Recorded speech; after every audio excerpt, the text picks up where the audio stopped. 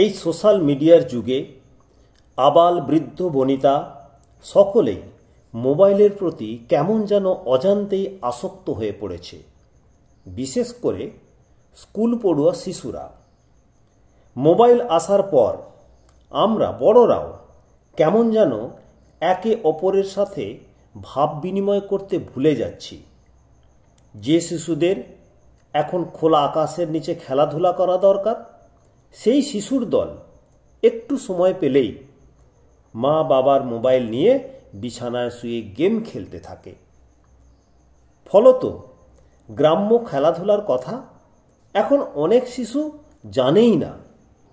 আর এরকম চলতে থাকলে আর কয়েক বছর পর গ্রাম্য খেলাধুলা ডায়নোসরের মতোই অবলুপ্ত হয়ে যাবে। তাই শিশুদেরকে মোবাইল থেকে কিছুটা সময়ের জন্য দূরে রাখার জন্য এমনই একটা খেলা, যার নাম লাট্টু খেলা। এক টুকরো কাঠের লাট্টু আর এক টুকরো সুতো।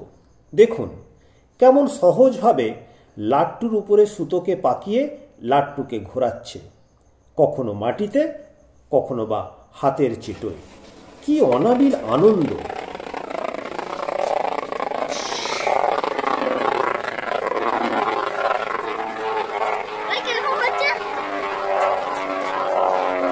আবার একসঙ্গে অনেকজন যখন এটি খেলে তখন চলে লাট্টুর লড়াই। কার লাট্টু অনেকক্ষণ পর্যন্ত ঘুরতে পারে, অথবা কার লাট্টু প্রতিদ্বন্দ্বীর লাট্টুকে কুপোকাত করতে পারে। এরকম খেলা আপনার জানা থাকলে কমেন্ট বক্সে লিখে জানান।